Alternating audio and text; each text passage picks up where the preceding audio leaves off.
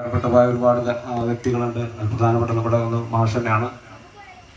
അപ്പോൾ ഇവരെല്ലാം ഇതിനു മുന്നിൽ നമുക്ക് ഒരു നിമിഷം മൗനം ആചരിക്കാം. എല്ലാവരും ഒന്ന്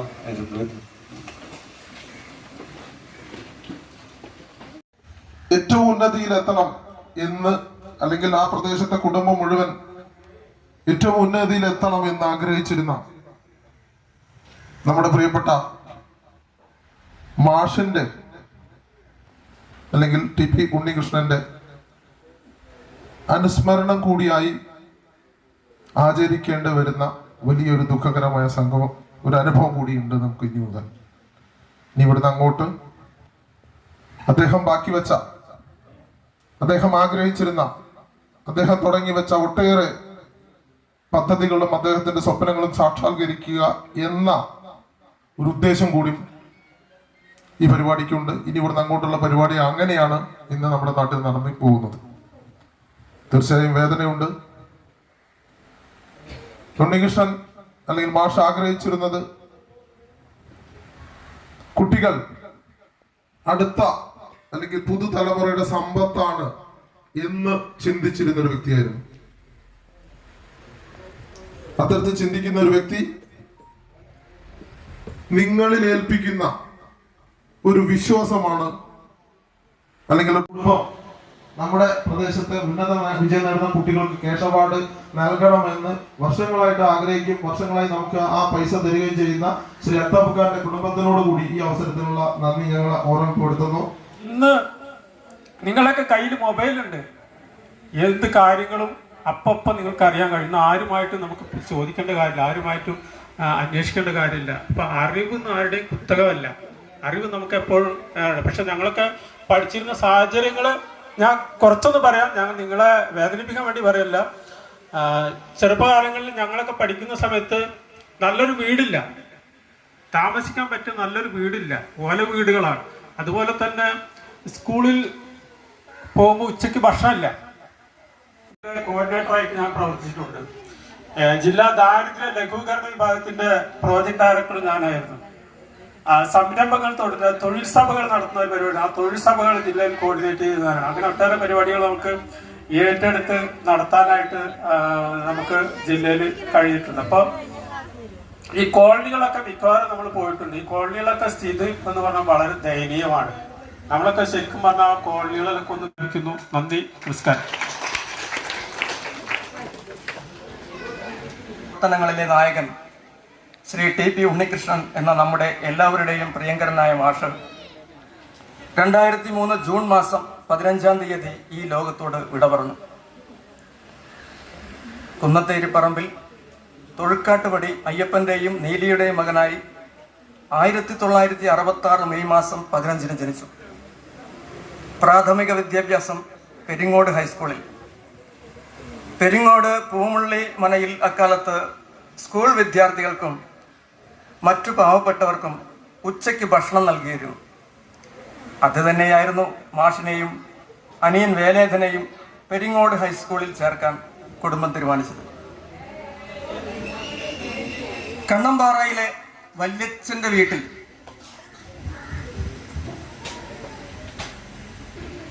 നിന്നാണ് 8ാം ക്ലാസ് വരെ പഠിച്ചത്. 10ാം ക്ലാസ് ട്യൂഷൻ സെന്ററിൽ വെച്ച് ഒപ്പം പഠിച്ച കുന്നത്തേരി കോളനിയിലെ വേണുവുമായുള്ള സൗഹൃദം കലാ സാംസ്കാരിക പ്രവർത്തനങ്ങളിലും പിന്നീട് കുന്നത്തേരിയിലെ കുഞ്ഞുകുട്ടൻ, ചന്ദ്രൻ എന്നീ യുവ രാഷ്ട്രീയ പ്രവർത്തകരുമായുള്ള സൗഹൃദവും നിരന്തര വായനവും രാജ്യത്തെ തൊഴിലാളികളുടെയും ദരിദ്രജന വിഭാഗങ്ങളുടെയും ജീവിതാവസ്ഥയെക്കുറിച്ച് കൂടുതൽ അറിയാനും പ്രസ്തുത വിഭാഗങ്ങളുടെ ഉയർച്ചയ്ക്കും അവർ നേരിടുന്ന പ്രശ്നങ്ങൾക്കുള്ള പരിഹാരത്തിനുമായി പ്രവർത്തിച്ചു. അച്ഛൻ പക്ഷാഘാതം വന്ന് കിടപ്പിലായതിനാൽ കുടുംബത്തിലെ മുതിർന്ന അംഗമെന്ന നിലയ്ക്ക് കുടുംബ ചെലവുകൾ നിർവഹിക്കുന്നതിന് വേണ്ടി പ്രീ ഡിഗ്രി പഠനം ഇടയ്ക്ക് വെച്ച് നിർത്തേണ്ടി വന്നു. സാധാരണക്കാരൻ്റെ അക്കാലത്തെ മെച്ചപ്പെട്ട ഒരു തൊഴിലായിരുന്നു കല്ലുവെട്ട്. പട്ടിണി മാറ്റാൻ കല്ലുവെട്ട് തൊഴിലാളിയായി കുറേ നാൾ. ഈ തൊഴിലുകളൊന്നും തൻ്റെ കഷ്ടപ്പാടുകളിൽ നിന്ന് മോചനം നൽകില്ലെന്ന് മനസ്സിലാക്കി പൈപ്പ് റൈറ്റിംഗ്, വയറിങ് എന്നിവ പഠിക്കുകയും കുട്ടികൾക്ക് ട്യൂഷൻ നൽകുകയും അങ്ങനെ കുന്നത്തേരിക്കാരുടെ സ്വന്തം മാഷ് ആയിത്തീരുകയുമായിരുന്നു അദ്ദേഹം. അതിൽ എടുത്തു പറയേണ്ടുന്ന ഒരു കുടുംബം പരേതനായ ചേക്കു ഇക്കയുടേതാണ്. അദ്ദേഹത്തിന്റെ മകൻ ഇപ്പോൾ ഇവിടെ അടുത്ത് താമസിക്കുന്നുണ്ട്. ESC പരീക്ഷകൾക്ക് അപേക്ഷിക്കുകയും ഒപ്പം പ്രദേശത്തെ യുവാക്കളുടെ എല്ലാവരുടെയും അപേക്ഷകൾ തയ്യാറാക്കി അയക്കുവാനും അദ്ദേഹം ഉത്സാഹിച്ചു.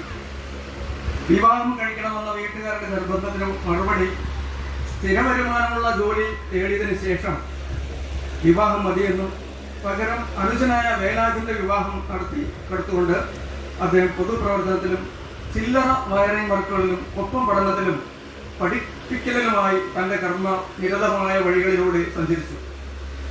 ഇതിനിടയിൽ ITI വയർമാൻ കോഴ്സ് പാസ്സാവുകയും KSEB 9 അസിസ്റ്റന്റ് തസ്തികയിൽ ഇന്നത്തെ ലൈൻമാൻ 2 ജോലിയിൽ പ്രവേശിക്കുകയും ചെയ്തു.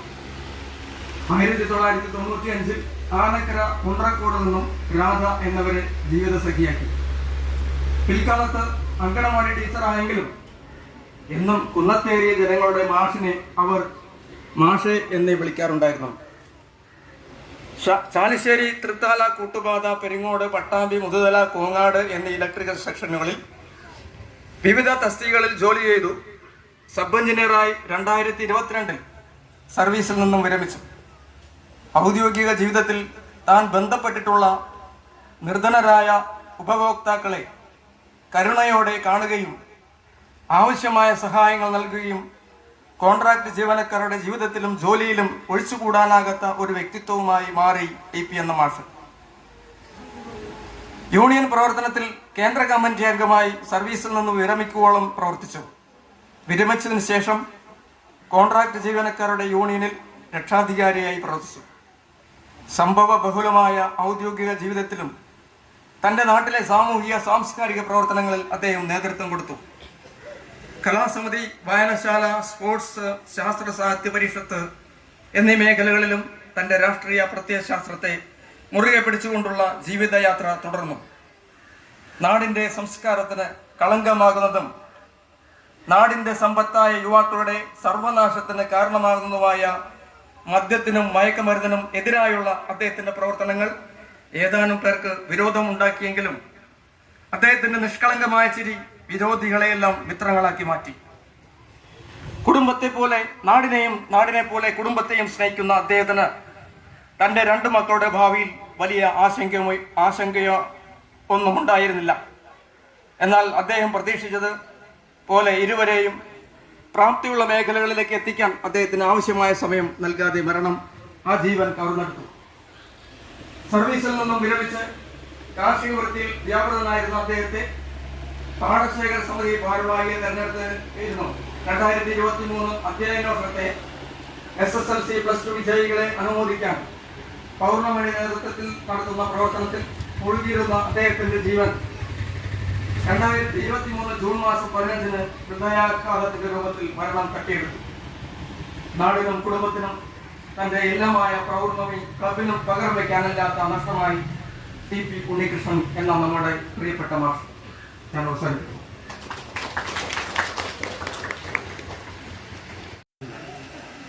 അടുത്ത പരിപാടിയിലേക്ക് കടക്കുകയാണ്. ഇത്രയേറെ ഉന്നതങ്ങളിൽ എത്തിച്ചേർന്നപ്പോഴും തൻ്റെ കൂടെയുള്ളവരെ ഒപ്പം കൊണ്ട് നടക്കാനും കൂടാതെ നേരത്തെ പറഞ്ഞ മാതിരി തന്നെ നമ്മുടെ ചാലിശ്ശേരിക്കാരൻ എന്ന രീതിയിൽ നമ്മൾ എന്ത് ആവശ്യത്തിനും എപ്പോൾ വേണമെങ്കിലും വളരെ സ്നേഹത്തോടു കൂടി സമീപിക്കാവുന്ന വ്യക്തിയായി മാറുകയും വളരെ തനിക്ക് കിട്ടിയ അവസരങ്ങളെല്ലാം തന്നെ തൻ്റെ കഴിവുകൾ ലോകത്തിന് മുന്നിൽ തുറന്നു കാണിക്കാൻ കിട്ടിയ അവസരങ്ങളെ ഉപയോഗപ്പെടുത്തിക്കൊണ്ട് ഏറെ പ്രശസ്തിയിലേക്ക് നമ്മുടെ നാടിനെ കൊണ്ടെത്തിച്ച ശ്രീ അജയൻ ചാലിശ്ശേരിക്കുള്ള ആദരവ് ചടങ്ങാണ് നടക്കാൻ വേണ്ടി പോകുന്നത്. നേരത്തെ പറഞ്ഞ മാതിരി നമ്മൾ എന്ത് പരിപാടിക്കും അജയേട്ടനെ നമുക്ക് പരിചയമെന്ന് പറയുന്നത് വളരെ ചെറിയ തുളസിയിൽ നിൽക്കുമ്പോൾ തന്നെ നമ്മുടെ പൂരത്തിൻ്റെയും മറ്റും ബാനർ എഴുതാൻ പോയാലും അതിന് ശേഷം എന്ത് പരിപാടിക്ക് വിളിച്ചാലും എന്ത് കാര്യങ്ങൾ പറഞ്ഞാലും അജയേട്ടൻ അത് ഒരു മടിയും കൂടാതെ നമ്മൾ ആവശ്യപ്പെടുന്നത് എന്താണോ അത് എത്ര സമയം തിരക്കിലാണെങ്കിൽ പോലും നമ്മൾ അവിടെ എത്തിച്ചേരുക എന്നുള്ളത് അജയേട്ടൻ്റെ ഒരു പ്രത്യേകതയായിട്ടാണ് നമ്മൾ കാണുന്നത്. ഈ പറയുന്ന രീതിയിൽ ഞാൻ കൂടുതൽ മറ്റു കാര്യങ്ങൾ പറഞ്ഞ് അതിലേക്ക് പോകുന്നില്ല. നമ്മുടെ അജയേട്ടനെ ആദരിക്കുന്നത് നമ്മുടെ ഉദ്ഘാടകനായിട്ടുള്ള ശ്രീ KP വേലായുധേട്ടനാണ്. അദ്ദേഹത്തെ സ്നേഹപൂർവ്വം ക്ഷണിക്കുന്നു. അതോടൊപ്പം നമ്മുടെ ആദരവ് ഏറ്റുവാങ്ങുന്നതിന് വേണ്ടി നമ്മുടെ പ്രിയപ്പെട്ട നമ്മുടെ അഭിമാനം ശ്രീ അജയൻ ചാലിശ്ശേരിയും സ്നേഹപൂർവ്വം ക്ഷണിക്കുന്നു.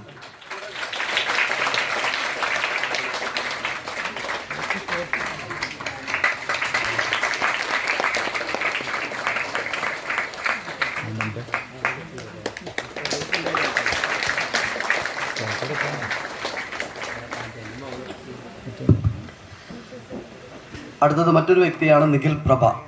നമ്മൾ പറയുന്ന മാതിരി ഈ രീതിയിൽ തന്നെ ഈ സ്വയപ്രയത്നം എന്നുള്ളതിന് നമുക്ക് കുട്ടികൾക്ക് മുന്നിലേക്ക് വെക്കാൻ പറ്റുന്ന രണ്ട് വ്യക്തികൾ നമുക്ക് ഇന്ന് ചാലിശ്ശേരിയിലുണ്ടെങ്കിൽ ഈ രണ്ടുപേരുമാണെന്ന കാര്യത്തിൽ യാതൊരു തർക്കമില്ല. ഈ പറയുന്ന രീതിയിൽ നിഖിലിന്റെ ചില സംഭാഷണങ്ങളും അഭിമുഖങ്ങളൊക്കെ നമ്മൾ കണ്ടിട്ടുണ്ട്. വളരെ അഭിമാനത്തോടു കൂടി തന്നെയാണ്. കാരണം തൻ്റെ എന്തെല്ലാം പ്രശ്നങ്ങളുണ്ടെങ്കിലും അതെല്ലാം മാറി നമുക്ക് അങ്ങനെയാണ് മാഷേനെ നമ്മൾ അങ്ങനെയാണ് പറയുന്നത്, എന്തുണ്ടെങ്കിലും തരണം ചെയ്ത് മുന്നിലേക്ക് വരിക. ആ രീതിയിൽ തന്നെ എല്ലാത്തിൽ നിന്നും തരണം ചെയ്ത് ചെറിയ ചെറിയ കാര്യങ്ങളിലൂടെ ഏറ്റവും ഉന്നതിയിൽ എത്തിയിട്ട് നമ്മൾ കണ്ടത് ഈ പറയുന്ന വീഡിയോ ഇഷ്ടംപോലെ കണ്ടിട്ടുണ്ട്.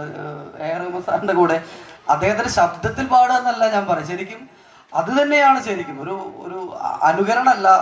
ആ രീതിയിൽ ഒരു വലിയ ഒരു ജനത്തെ മുന്നിൽ നിർത്തിക്കൊണ്ട് പാടി നമ്മുടെയൊക്കെ മുന്നിൽ നിൽക്കുന്നത്. ഇപ്പോൾ ഞാൻ മനസ്സിലാക്കുന്ന വലിയ വലിയ പ്രൊജക്ടുകൾ നമുക്കൊക്കെ അഭിമാനിക്കാൻ പറ്റാവുന്ന രീതിയിലുള്ള വലിയ വലിയ പ്രൊജക്ടുകൾ രണ്ടുപേരും ഒരാളത് സ്വീകരിച്ചിട്ടില്ല എന്ന് പറയുന്നു. ഈ ഏറ്റവും മികച്ച ഏറ്റവും ജീവിതത്തിൽ കിട്ടാവുന്ന ഏറ്റവും വലിയ പ്രൊജക്ടുകൾ ഉണ്ട്. പക്ഷെ അതൊക്കെ അതിലൂടെ നമ്മൾ ഇനി അറിയപ്പെടാൻ വേണ്ടി പോകുന്ന ചാലിശ്ശേരിയുടെ ഒരു വലിയ അഭിമാനം തന്നെയാണെന്ന കാര്യത്തിൽ തർക്കമില്ല. കഴിഞ്ഞ തവണയും നിങ്ങളുടെ കൂടെ ഞാനൊരു ചടങ്ങിൽ ഇതേമാതിരി പങ്കെടുക്കുക. ഇത്തരം സന്ദർഭങ്ങളാണ് നമുക്കൊക്കെ വലിയ അഭിമാനം തരുന്നത്. ഇവരെയൊക്കെ ഒരു ആദരവിന് വിളിക്കാൻ പറ്റുന്ന ഒരു അവസരം എന്ന് പറയുന്നത് തന്നെ ഏറ്റവും വലിയ കാര്യമായിട്ടാണ് ഞാനൊക്കെ കാണുന്നത്. ഇത്തരം ആളുകളെ ഒരു ആദരവിന് ക്ഷണിക്കാൻ പറ്റുന്ന ഒരു വേദിയിൽ നിൽക്കുക എന്നുള്ളത്. എന്തായാലും ഈ നമ്മുടെ പ്രിയപ്പെട്ട നിഖിലിനെ നമ്മുടെ ആദരവ് ഏറ്റുവാങ്ങുന്നതിന് വേണ്ടി വളരെ സ്നേഹത്തോടു കൂടി ക്ഷണിക്കുകയാണ്. ആദരവ് നൽകുന്നതിന് വേണ്ടി ശ്രീ വേലായുധൻ KP സാറിനെയും ക്ഷണിക്കുന്നു. നമ്മുടെ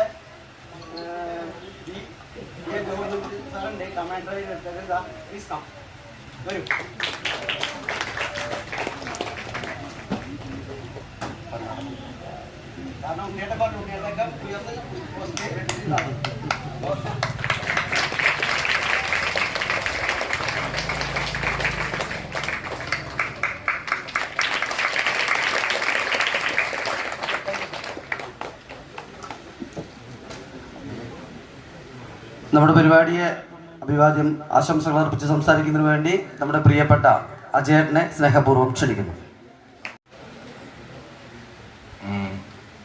വളരെയധികം സന്തോഷം.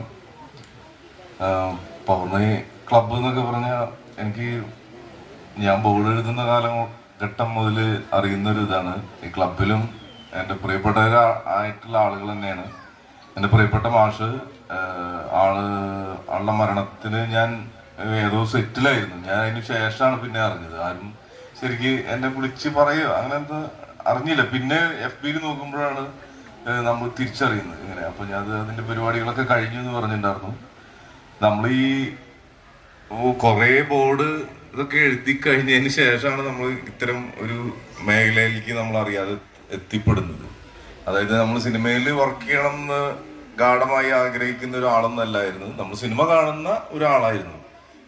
നിരന്തരം നമ്മുടെ ചാലിശ്ശേരി ദേവി അല്ലെങ്കിൽ കൂറ്റനാട് പോവും, അതല്ലെങ്കിൽ കുന്നോളത്ത് നിന്ന് കാണും. കോളേജിൽ പഠിക്കുമ്പോൾ ക്ലാസ് കട്ട് ചെയ്തിട്ട് പടം കാണുക. അതിനുശേഷം തൃശ്ശൂർ പഠിച്ചു. അപ്പോൾ അങ്ങനെ നമ്മുടെ സിനിമ നമ്മുടെ ഒരു ജീവിതത്തിന്റെ ഭാഗമായിട്ടുള്ള ഒരു ഇത് അത്രയാണ് ഉണ്ടായിരുന്നുള്ളൂ.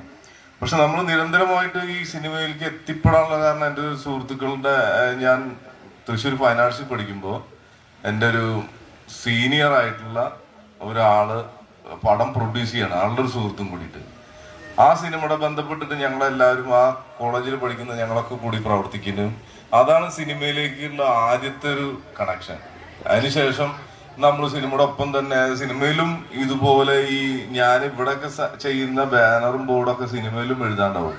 ഇപ്പൊ നമ്മളൊരു തെരുവൊക്കെ കാണിക്കുമ്പോൾ അവിടെ ചിലപ്പോൾ പേരൊക്കെ മാറ്റാണ്ടാവും, അല്ലെങ്കിൽ പേരുകൾ എഴുതാണ്ടാവും. അത് ഒരുപാട് വർക്ക് ആർട്ടിസ്റ്റിന് സിനിമയുടെ പിന്നണിയിൽ വർക്ക് ഉണ്ടാവും. അപ്പൊ അത്തരം പ്രവർത്തനങ്ങളൊക്കെ പിന്നെ എൻ്റെ പ്രിയപ്പെട്ട ബസന്ത് എന്ന് പറഞ്ഞിട്ടൊരു പെരിങ്ങോടുള്ള നിങ്ങളൊക്കെ അറിയുന്ന മികച്ച ആർട്ടിസ്റ്റും കലാസംവിധായകനുമാണ്. അപ്പോൾ വസന്തിന്റെ ഒപ്പം അങ്ങനെയൊക്കെ ചേർന്ന് നമ്മൾ സിനിമയിലേക്ക് പിന്നെ സജീവമായിട്ട് ഇതാണ്. സിനിമ എന്ന് പറഞ്ഞത് എനിക്ക് ആ കാലഘട്ടത്തിൽ എനിക്ക് ഭയങ്കര പേടിയായിരുന്നു. സത്യത്തില് ഈ തിരക്ക് ഭയങ്കര പേടിയായിരുന്നു. നമ്മളൊക്കെ ഒരു വളരെ ശാന്തമായിട്ട് ഏതെങ്കിലും ഒരു സ്ഥലത്തിരുന്ന് വല്ല ബോർഡ് എഴുതലും ബാനർ എഴുതലും വല്ല വണ്ടി നമ്പറൊക്കെ എഴുതുന്ന ഒരാള് ഇത്രയും 100-200 ആളുകളുള്ള ഒരു ഇതിന്റെ ഇടയിൽ പോയപ്പോൾ ഭയങ്കരമായിട്ട് പേടി അങ്ങനത്തെ ഒരു ഇത് ബാധിച്ചു എനിക്ക്. അപ്പൊ ഇത്തരം ഒരു ഇത് നമ്മൾ സിനിമയിൽ നിന്ന് മാറിയിട്ട് എന്തെങ്കിലും ഒരു സ്ഥലത്ത് ബോർഡ് എഴുതല് അല്ലെങ്കിൽ പെയിന്റ് അടിക്കല് അങ്ങനെ എന്തെങ്കിലും ഉണ്ടാക്കാനുള്ള ഡമ്മി ഉണ്ടാക്കുക അങ്ങനെ കുറെ പരിപാടികളായിട്ട് ചുരുങ്ങി. അതിന്നാണ് നമ്മുടെ സുഹൃത്തുക്കളായിട്ടുള്ള എൻ്റെ പ്രിയപ്പെട്ട കൂട്ടുകാരൻ ഗോകുൽദാസ് അങ്ങനെ കുറച്ച് ആളുകളുടെ ഒക്കെ ഭയങ്കരമായിട്ടുള്ള ആഗ്രഹമായിരുന്നു അജയൻ അങ്ങനെ സ്ഥിരമായിട്ട് ഈ ബോർഡ് എഴുത്ത് മാത്രമല്ല നീ ചെയ്യേണ്ടത്, അതായത് അതിന്റെ അപ്പുറത്തും നീ സിനിമയിൽ ആർട്ട് ഡയറക്ഷനാണ് നീ ചെയ്യേണ്ടതെന്ന് ഇവര് പലവട്ടമായിട്ട് എന്നോട് പറയാറുണ്ട്. അപ്പൊ അതിന്റെ ഭാഗമായിട്ടാണ് എന്നെ പല സിനിമകൾക്കും ഇവര് ക്ലാഷ് വരുന്നതിനൊക്കെ എന്നെ വിളിക്കുന്നുണ്ടായിരുന്നു. അജയ നീ വന്നിട്ട് അത് ചെയ്തു കൊടുക്കണം. അപ്പൊ എനിക്ക് സിനിമയിൽ എനിക്കറിയാം ഇത് ഭയങ്കര ടെൻഷൻ പിടിച്ച വർക്കാണ്, നമുക്കത് താങ്ങാനുള്ള കരുത്തില്ല, അല്ലെങ്കിൽ നമുക്കത് തീരെ കോൺഫിഡൻസ് ഇല്ലാത്തൊരു കാലഘട്ടത്തിൽ നിന്നാണ് ആ കാലഘട്ടമൊക്കെ പോയിരുന്നത്. അതിനുശേഷമാണ് നമ്മൾ ഒരു സിനിമയിലേക്ക് എന്നെ കുറെ വരയ്ക്കാണ്ടെന്ന് പറഞ്ഞിട്ടാണ് ഒരു സിനിമയിലേക്ക് ഞാൻ ആദ്യമായിട്ട് എത്തുന്നത്. ആ സിനിമയുടെ പേരാണ് ലെഫ്റ്റ് റൈറ്റ് ലെഫ്റ്റ് എന്നാണ് ആ സിനിമയുടെ പേര്. ആ സിനിമ ഞാൻ ചെയ്തിട്ട് പുറത്തിറങ്ങുന്നതിന് മുന്നെയാണ് ഒരു അടുത്ത സിനിമ വരുന്നത്. അതായത് ഒരു സിനിമ ഞാൻ ചെയ്തിട്ട് ആ സിനിമ പുറത്തിറങ്ങുന്നതിന് മുന്നേ തന്നെയാണ് അടുത്ത സിനിമയിലേക്കും എന്നെ ആ പ്രൊഡ്യൂസറാണ്, അതായത് ചിപ്പി എന്ന് പറഞ്ഞ നടിയുടെ ഭർത്താവുണ്ട് രഞ്ജിത്ത് എന്ന് പറഞ്ഞിട്ട്, രജപുത്ര രഞ്ജിത്ത്. ആ രഞ്ജിത്തേട്ടനാണ് എന്നെ ആഷിഖ് കപൂർ എന്ന് പറഞ്ഞ ഡയറക്ടറോട് പറയുന്നത് ബാക്കി ഏത് ആളുകളെ നിങ്ങൾ തിരഞ്ഞെടുത്തോ, പക്ഷെ അതിന്റെ ആർട്ട് ഡയറക്ടറിനെ മാത്രം ഞാൻ തരാമെന്ന് പറയാണ്. അപ്പൊ അങ്ങനെയാണ് ആ സിനിമയിൽ എത്തുന്നത്. പിന്നെ എനിക്ക് പിന്നെ അതിനുശേഷം എനിക്ക് അത് ഞാൻ സെലക്റ്റീവായിട്ടാണ് അന്നും ചെയ്തിട്ടുള്ളൂ, ഇന്നും അതിലേറെ സെലക്റ്റീവായിട്ടാണ്. പക്ഷെ ഇന്ന് എൻ്റെ ഒപ്പം 19ാം നൂറ്റാണ്ടിന്റെ എൻ്റെ ഒപ്പം 600 ആളുകളാണ് എൻ്റെ ഒപ്പം മാത്രമായിട്ട് വർക്ക് ചെയ്തത്. അതൊരു കോൺഫിഡൻസിന്റെ മാത്രം ഒരിതാണ്. നമ്മളത് ചെയ്യുന്നു പറഞ്ഞാൽ ചെയ്തിരിക്കും. ഇപ്പൊ ഗുണാഗേവ് എന്ന് പറഞ്ഞ സാധനത്തിന്റെ ആൾക്കാർ എന്നെ കണ്ടിട്ട് അജയ് നീ ഇതൊക്കെ എങ്ങനെ ഉണ്ടാക്കി, പാതിരാത്രിക്കൊക്കെ പടം സിനിമ സെക്കൻഡ് ഷോ കഴിഞ്ഞിട്ടൊക്കെ എന്നെ വിളിച്ചിട്ടുണ്ട്. ആൾക്കാർ 2 മണിക്കൊക്കെ എന്നെ പല ലോകത്തിന്റെ എവിടുന്നൊക്കെ ആളുകൾ നമ്പർ തപ്പിയിട്ട് അജയൻ പറഞ്ഞാൽ നിങ്ങളെ എനിക്ക് വിളിക്കാതിരിക്കാൻ പറ്റില്ല, നിങ്ങൾ എന്താ ഈ കാണിച്ചു വെച്ചിരുന്നത്, എങ്ങനെയാണ് ഗുഹയുടെ ഉള്ളിൽ എങ്ങനെ ഷൂട്ട് ചെയ്തു ഇതൊക്കെ. അപ്പൊ ഞാൻ വിളിച്ചത് ബുദ്ധിമുട്ടായിരുന്നു, നിങ്ങൾ ക്ഷമിക്കും. ഞാൻ പറഞ്ഞു നിങ്ങൾ വിളിച്ചുകൊണ്ട് എനിക്ക് യാതൊരു കുഴപ്പമില്ല, ഞാൻ എവിടെ ഉറക്കത്തിന്റെ ഇടയിൽ നിന്നൊക്കെ എന്നെ വിളിച്ചിട്ടാണ് സംസാരിക്കുന്നത്. കാരണം വെച്ചാൽ ആളുകൾക്ക് ഒരു സിനിമ കുറെ കാലങ്ങൾക്ക് ശേഷം ഇത്രയും കടുപ്പമായിട്ടുള്ള ഒരു സിനിമ കണ്ടതിന്റെ ഇത് വിട്ടുപോകാതെ കുറെ ആൾക്കാർ അങ്ങനെ ഉണ്ടായിരുന്നു. ഒരു സിനിമ കണ്ടിട്ട് ഒരാഴ്ചയോളം അതിന്റെ ഇത് നമ്മുടെ തലയിൽ തന്നെ നിൽക്കുക, എങ്ങനെയാണ് ഇത് ഷൂട്ട് ചെയ്തിട്ടുണ്ടാവുക, അതപ്പോ പല ആളുകളുടെ ഇതാണ്. അപ്പൊ ഞാനാണെങ്കിൽ ഇതിനേക്കാൾ കടുത്ത വർക്കാണ് 19ാം നൂറ്റാണ്ടിലൊക്കെ ചെയ്തിട്ടുണ്ടായിരുന്നത്. പക്ഷെ ഇതിന് ഏറ്റവും കുറഞ്ഞ ഒരു ക്രൂ വെച്ചിട്ടാണ് ഈ മഞ്ഞുമൽ ബോയ്സ് എന്ന് പറഞ്ഞ സിനിമ ഗുണാഗയൊക്കെ നമ്മൾ സെറ്റ് ഇട്ടത്. പക്ഷെ എന്തായാലും അതിന്റെ ആ റിയാലിറ്റി എന്ന് പറഞ്ഞാൽ നമ്മൾ ഇതുപോലുള്ള സ്ഥലങ്ങളിൽ നിന്നൊക്കെ പോകുന്ന ആളാണ്. ഈ ഗ്രാമങ്ങളും ഇവിടുത്തെ പാടവരമ്പ് മല ഈ ചുമരിന്റെ മുകളിൽ പായല് പൂപ്പല് പാറ അതൊക്കെ കണ്ടുപോകുന്ന ഒരാൾക്ക് ഇതൊക്കെ നമ്മൾ ജീവിതത്തിലത്തെ ഒരു ഏടായിട്ട് നമുക്ക് ചെയ്യാത്ര ഇതെല്ലാം എനിക്ക് തോന്നിയിട്ടുള്ളത്. എന്തായാലും മഞ്ഞുമ്മൽ ബോയ്സ് ആണ് എനിക്ക് ഒന്നുകൂടി ആളുകൾക്ക് ഏതൊരു ആർട്ട് അറിയാത്ത ആളുകളിലേക്ക് പോലും എത്തിക്കാൻ പറ്റിയത് ആ സിനിമയുടെ ഇതും. പിന്നെ എനിക്കും അതിൽ ഭയങ്കര ഇതുണ്ട്. ഇപ്പൊ ഞാൻ ഒരു ചെറിയൊരു സംഭവം പറയാം, ഇത് കൂടുതലായിട്ട് എനിക്ക് പറയാൻ പറ്റില്ല. ഞാൻ ഒരു തെലുങ്ക് പടത്തിന് വേണ്ടിയിട്ട് എന്നെ ഈ മഞ്ഞുമ്മലൊക്കെ കണ്ടിട്ട് അവിടുന്ന് കുറെ വിളിച്ചിട്ടുണ്ടായിരുന്നു. എന്നെ ഒരു മെയിൻ പ്രൊഡക്ഷൻ കമ്പനിയാണ്. ആ പടത്തിന് പോയിട്ട് ഞാൻ അവിടെ മീറ്റിംഗ് ഇത് നടത്തി. ഞാൻ ഒരു 7 ദിവസം, അത് വലിയൊരു പ്രൊജക്റ്റാണ്. അത് ഞാൻ അതിന്റെ വിശദ പറയാനില്ല. ഇന്ത്യയിലത്തെ വലിയൊരു ബാനറാണ്, പ്രൊഡക്ഷൻ കമ്പനിയാണ്. അതിന്റെ ഡയറക്ടർ അത്രയും വലിയൊരു ഡയറക്ടറാണ്. അപ്പൊ നമ്മളെ ഇവിടുന്ന് മഞ്ഞുമ്മലൊക്കെ കണ്ടിട്ട് എന്നെ വിളിക്കുകയാണ്, അങ്ങനെ കണ്ടത്. അപ്പൊ അയാൾ എനിക്ക് പാട്ട് കേൾപ്പിച്ചു തരാണ്. അത് നമ്മൾ ചെയ്യാൻ പോണ പടത്തിലത്തെ പാട്ട് ഇതാണെന്ന് പറഞ്ഞത്. പടത്തിലത്തെ പാട്ട് കണ്ടപ്പോൾ ഞാൻ ഒന്ന് ഞെട്ടിപ്പോയി. നോക്കുമ്പോൾ അത് പാടിയത് നിഖിൽ പ്രഭയാണ്. അതിലത്തെ പാട്ട് പഠിച്ചത് പുറത്തുവിടാൻ പോലും പറ്റില്ല, അത്ര ഇതാണ്. അതായത് അതിന്റെ ഒരു പാട്ട് പാടിയത് ഞാൻ ഈ സൗണ്ട് എവിടെ കേട്ടിട്ടുണ്ടല്ലോ എന്ന് ചോദിച്ചു. അപ്പൊ ഞാൻ അയാളോട് ചോദിച്ചു, ഇത് പാടിയത് ഇത് മലയാളി ഒരു പുതിയ ഗായകനാണ് നിഖിൽ എന്ന് പറഞ്ഞത്. അപ്പൊ നമ്മൾ വിചാരിക്കാത്ത, നമ്മള് ഹൈദരാബാദ് മാതിരിയുള്ള ഒരു സ്ഥലത്തിരുന്നിട്ട് ഏതോ ഒരു പ്രമുഖ ഡയറക്ടറൊപ്പം ഇരുന്നിട്ടാണ് ഞാൻ ഈ പാട്ട് കേൾക്കുന്നത്. അപ്പൊ നമ്മള് പറയുന്നത്, നമ്മളിപ്പോ ഇവിടെ ഉന്നത വിജയം നേടിയ കുട്ടികളൊക്കെ ഉണ്ടാവും, ഇനിയും ഉന്നത വിജയങ്ങൾ നേരത്തെ തോറ്റുപോയവരും ഒരിക്കലും അതിൽ നിരാശപ്പെടണ്ട.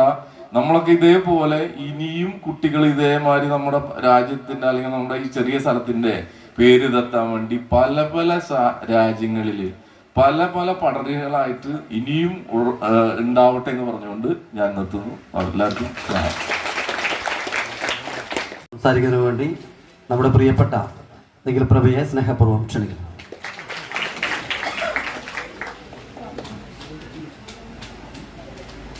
വേദിയിലെ അധ്യക്ഷൻ, മറ്റ് വിശിഷ്ട വ്യക്തികളെ, സ്നേഹമുള്ള സുഹൃത്തുക്കളെ, നമുക്ക് ഇതുപോലെയുള്ള വേദികളിൽ വന്ന് നിന്ന് സംസാരിക്കാതെ നമ്മുടെ നാടിനെ പ്രതിനിധീകരിച്ചിട്ട് കുറേ പേർക്ക് ഊർജം പകരാൻ വേണ്ടി വരാൻ പറയുമ്പോൾ ഉണ്ടാകുന്നൊരു സന്തോഷം ചെറുതല്ല. അതുകൊണ്ട് ഇതിൻ്റെ സംഘാടകർ വിളിക്കുമ്പോഴും എന്നോട് ചോദിച്ചിരുന്നു ഇത്തരം പരിപാടികളിൽ പങ്കെടുക്കുക. തീർച്ചയായിട്ടും ഇത്തരം പരിപാടികളിൽ പങ്കെടുത്തില്ലെങ്കിൽ പിന്നെ അത് നമുക്കൊരു നഷ്ടമാണ്. ഞാൻ എന്നെ പറ്റിയിട്ട് പലർക്കും അറിയുന്നുണ്ടാവും, എന്നാലും ഞാൻ എൻ്റെ യാത്രയെക്കുറിച്ച് വളരെ ചുരുക്കി പറയാം. ഞാൻ ചാലിശ്ശേരി സ്കൂളിൽ പഠിക്കുമ്പോൾ തന്നെയാണ് ഫസ്റ്റ് ഒരു ആൽബം സംഗീത സംവിധാനം ചെയ്യുന്നത്. അന്നത്തെ കാലഘട്ടത്തിൽ 2003 കാലഘട്ടത്തിലൊക്കെ നമ്മുടെ നാട്ടിൽ നിന്നൊരു മ്യൂസിക്കൽ ആൽബം ഉണ്ടാക്കുക എന്ന് പറഞ്ഞാൽ ചിന്തിക്കാൻ കഴിയുന്ന ഒരവസ്ഥയല്ല ഉള്ളത്. പക്ഷെ അന്ന് അതിന് മുന്നേ ഞാൻ ചിത്രം വരെയും അതുപോലെയുള്ള മേഖലകളിലാണ് കൂടുതൽ കഴിവ് തെളിയിച്ചിട്ടുള്ളത്. പക്ഷേ എനിക്കൊരു 9ാം ക്ലാസ് 10ാം ക്ലാസ് കഴിയുമ്പോഴാണ് സംഗീതത്തിനോട് ഭയങ്കര ഒരു ഇഷ്ടം കൂടുന്നത്. കാരണം പാട്ടുകൾ, അതിൻ്റെ കാരണം എന്ന് സ്കൂളിൽ പഠിക്കുമ്പോൾ ഒരു പദ്യം ചെയ്യാനുള്ള ഭയങ്കര ആഗ്രഹത്തിൽ അങ്ങനെ 10ാം ക്ലാസ് കഴിയുന്നതോട് കൂടിയിട്ടാണ് ഒരു ആൽബം ചെയ്ത്. പക്ഷെ അത് പുറത്തു വരുന്നത് +2 കാലഘട്ടത്തിലൊക്കെയാണ്. പക്ഷെ അത് കഴിഞ്ഞ് ഞാൻ ഡിപ്ലോമയ്ക്ക് പോകുന്ന സമയത്ത് ആ ക്യാമ്പസിൽ വെച്ച് ഞങ്ങളൊരു ഷോർട്ട് ഫിലിമൊക്കെ ചെയ്ത് അതിലൊരു പാട്ടും പശ്ചാത്തല സംഗീതമൊക്കെ ചെയ്ത് അതേ സ്റ്റുഡിയോയിൽ തന്നെ മറ്റൊരു സംവിധായകൻ്റെ ഒരു ഷോർട്ട് ഫിലിമിൻ്റെ വർക്ക് നടക്കുമ്പോൾ ഞങ്ങൾ ചെയ്ത ഷോർട്ട് ഫിലിം വളരെ മോശമായിരുന്നു. പക്ഷെ അതിലെ സംഗീതം ഇഷ്ടപ്പെട്ട് അദ്ദേഹത്തിന് ഭയങ്കര ഇഷ്ടപ്പെട്ടു. അവർ ചെയ്ത ഷോർട്ട് ഫിലിമിൻ്റെ ഒരു പ്രശ്നം എന്ന് പറഞ്ഞാൽ നല്ല ഷോർട്ട് ഫിലിമായിരുന്നു, ടെക്നിക്കലി നല്ല ഷോർട്ട് ഫിലിമായിരുന്നു, പക്ഷെ അതിൻ്റെ സംഗീതം ഭയങ്കര മോശമായിരുന്നു. അപ്പം അദ്ദേഹത്തിന് ഭയങ്കര സന്തോഷം നമ്മുടെ വർക്ക് കണ്ടിട്ട്. അങ്ങനെയാണ് എന്നെ ആദ്യമായിട്ട്, ഞാൻ എൻ്റെ 19ാം വയസ്സിലാണ് കലാഭവൻ മണി നായകനായ അണ്ണാരക്കണ്ണന് തന്നാലായിരുന്നു എന്ന സിനിമ സംഗീതം ചെയ്യുന്നത്. ആ സിനിമ അത്ര കൂടുതൽ ദിവസങ്ങളൊന്നും ഓടിയില്ല, ഒരു സാധാരണ ഒരു ആവറേജ് സിനിമ ആയിട്ട് വന്നു. ആ കാലഘട്ടത്തിൽ ഇൻഡസ്ട്രിയിലെ ടെക്നോളജി മാറുന്നൊരു കാലഘട്ടമായിരുന്നു. ഞാനൊക്കെ വരുന്ന കാലത്ത് ഞാൻ യേശുദാസിനെ പോലെയുള്ള നമ്മൾ ആദരിക്കുന്ന ഒരുപാട് ഗായകരെ പാടിക്കാനുള്ളൊരു ഭാഗ്യം കിട്ടി.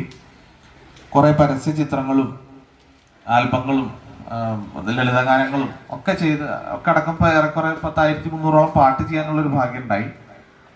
23ഓളം സിനിമയ്ക്ക് സംഗീതം ചെയ്യാൻ ഭാഗ്യം ഉണ്ടായി. പക്ഷെ ഇതിൻ്റെ ഒക്കെ അപ്പുറത്തുള്ളൊരു സങ്കടകരമായ കാര്യം എന്ന് പറയുന്നത് ഒരു കലാകാരനെ സംബന്ധിച്ച് അയാളെ തിരിച്ചറിയപ്പെടാതിരിക്കുക എന്ന് പറയുന്നത് അതിഭീകരമായിട്ടുള്ളൊരു പ്രശ്നമാണ്. ഞാൻ ടൂളൻഡേ എഞ്ചിനീയറിംഗ് കഴിഞ്ഞതിന് ശേഷമാണ് എനിക്ക് തൊഴിൽ സാധ്യതകളെ ഉപേക്ഷിച്ചുകൊണ്ടാണ് ഞാൻ കലയിലേക്ക് വരുന്നത്. അപ്പോൾ ആരെങ്കിലുമൊക്കെ എന്തെങ്കിലും ചോദിക്കുന്ന പ്രശ്നം മറികടക്കാൻ വേണ്ടി ഞാൻ കേരള വിഷൻ എന്ന് പറഞ്ഞിട്ടുള്ള ചാനൽ, അതുപോലുള്ള ചാനലുകളിലൊക്കെ സൗണ്ട് എഞ്ചിനീയർ ആയിട്ട് ജോലി ചെയ്യും. അവിടെ ശമ്പളം ഭയങ്കര കുറവാണ്. പക്ഷെ ആരെങ്കിലും ചോദിച്ചു കഴിഞ്ഞാൽ, കാരണം എന്താ ചെയ്യുന്നത് ചോദിച്ചാൽ ഞാൻ സംഗീത സംവിധായകനാണ്, അപ്പം എന്താ ജോലി എന്ന് ചോദിക്കും. അത് നമ്മുടെ ഒരു നാടിൻ്റെ ഒരു പ്രത്യേകത. എന്താ തൊഴിലെന്ന് വെച്ചാൽ സംഗീത സംവിധായകനാന്ന് പറഞ്ഞാൽ തൊഴിലാണെന്ന് സമ്മതിക്കില്ല. അപ്പോൾ ഇതുപോലെ സൗണ്ട് എഞ്ചിനീയർ ആയിട്ട് ജോലി ചെയ്യുക, ചെറിയ ശമ്പളം 10,000 രൂപയുടെ താഴെയൊക്കെ ശമ്പളത്തിന് ജോലി ചെയ്യും, എന്നിട്ട് ബാക്കി സമയം സംഗീതം ചെയ്യും. അങ്ങനെ ഒരു 10 വർഷത്തിനടുത്ത് സിനിമാ സംഗീതം ചെയ്ത് മുന്നോട്ട് പോകുമായിരുന്നു. ഇത്തരം നമുക്ക് സാമ്പത്തികമായിട്ട് വലിയ പ്രശ്നങ്ങളൊന്നുമില്ലാതെ കഴിഞ്ഞു പോകുന്നു. പക്ഷെ ഇപ്പൊ ഈ പറഞ്ഞ പോലെ മാനസികമായി ഭയങ്കര പ്രശ്നമുണ്ടായിരുന്നു. ആ സമയത്തിലാണ് എനിക്ക് തൈറോയ്ഡ് സംബന്ധമായിട്ടൊരു അസുഖം, തൈറോയ്ഡ് ഗ്രന്ഥിക്കകത്ത് ചെറിയ മുഴകളൊക്കെ പോലെയുള്ള സംഭവങ്ങളൊക്കെ വന്ന് വലിയ പ്രശ്നമായിട്ട് പിന്നെ അത് സർജറി ചെയ്യാനുള്ള സംവിധാനത്തിലേക്ക് എത്തി. സർജറി കഴിയുന്ന സമയത്ത് തന്നെയാണ് നമ്മുടെ ഇവിടെയൊക്കെ കോവിഡ് വരുന്നത്. അപ്പം എന്നെ സംബന്ധിച്ച് ഭയങ്കര ഒരു അനുഗ്രഹമായി. കാരണം സർജറി കഴിഞ്ഞിട്ട്, ഒരു തൈറോയ്ഡ് സർജറി കഴിഞ്ഞാൽ പലർക്കും അറിയാം നമുക്ക് സംസാരിക്കാൻ ബുദ്ധിമുട്ടുണ്ടാവും. അപ്പം എന്നെ സംബന്ധിച്ച് എനിക്ക് നന്നായി പാട്ട് പാടാൻ ബുദ്ധിമുട്ടുള്ള സമയമായിരുന്നു. പക്ഷെ ആ സമയത്ത് എല്ലാവരും അവരവരുടെ വീടുകളിൽ, ഫസ്റ്റ് കോവിഡ് സമയത്ത് എല്ലാവരും അകപ്പെട്ടു. പരസ്പരം ഫോൺ ചെയ്യാൻ പോലും ആൾക്കാർ ശ്രമിക്കാത്ത ഒരു വലിയൊരു കാലഘട്ടമായിരുന്നു. ആ കാലഘട്ടത്തിൽ എനിക്ക് എന്നെ ഭയങ്കരമായിട്ട് വിഷമിപ്പിച്ചു. കാരണം എനിക്ക് സംസാരിക്കാൻ പറ്റും, പക്ഷെ പാട്ട് പാടാൻ പറ്റുന്നില്ല. പിന്നെ വേറെ ജോലികളോ കാര്യങ്ങളോ ഇല്ല, കാരണം നമ്മളെല്ലാം വീട്ടിലാണ്.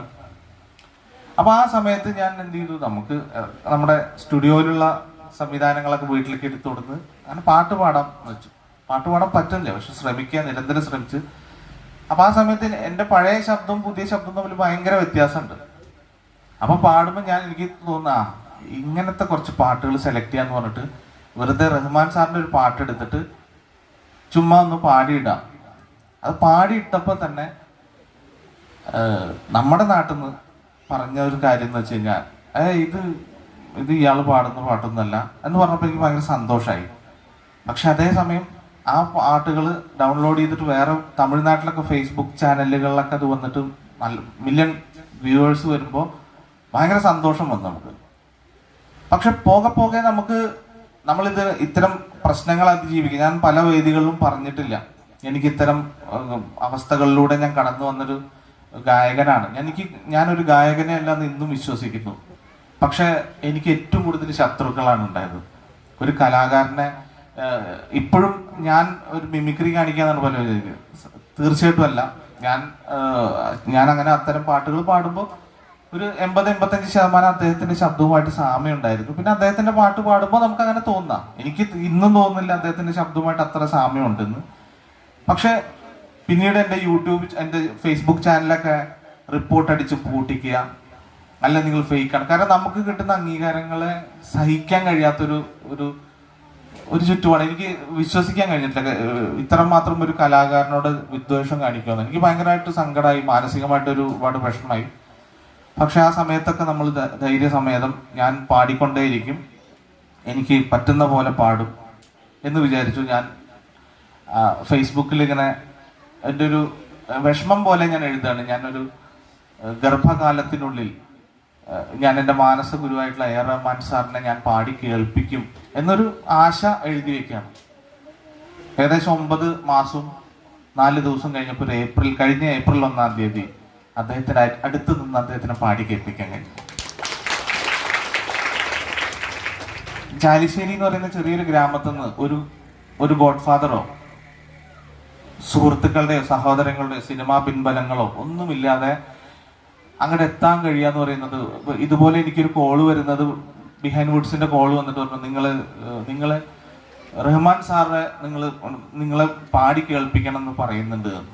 ഞാൻ വിശ്വസിച്ചില്ല, കാരണം ഒരിക്കലും ഇല്ല, നമുക്കൊരു ഇതില്ല. അതിനു മുൻപ് ഞാൻ നക്ഷത്ര ഫിലിം അവാർഡ്സിലൊക്കെ പാടിയിട്ടുണ്ട്, പക്ഷെ അതൊന്നും അത്ര ഫേമസ് അല്ല ആ സമയത്ത്. പിന്നീട് അവര് നമുക്ക് എയർ ടിക്കറ്റും റെയിൽവേ ടിക്കറ്റൊക്കെ അയച്ചു തരുമ്പോഴും മറ്റ് കാര്യങ്ങളൊക്കെ നമ്മൾ അയ്യോ വിശ്വസിക്കണോ? സത്യത്തിൽ അദ്ദേഹത്തിന്റെ അടുത്ത് പോയി നിൽക്കുമ്പോൾ എനിക്ക് അമ്പരപ്പല്ല, എനിക്ക് ജീവിതത്തിലൊരു ജയിച്ച ഒരവസ്ഥ ഉണ്ടായിരുന്നു. കാരണം നമ്മൾ അത്രമാത്രം ആഗ്രഹിച്ചിട്ടുണ്ട് അദ്ദേഹത്തിന്. അതും അദ്ദേഹത്തിന്റെ അനുഗ്രഹം മേടിക്കാൻ. എനിക്ക് പാട്ട് പാടണം എന്ന് പോലും ആഗ്രഹമില്ല, അദ്ദേഹത്തിന്റെ അനുഗ്രഹം മേടിക്കുക എന്നുള്ളതാണ്.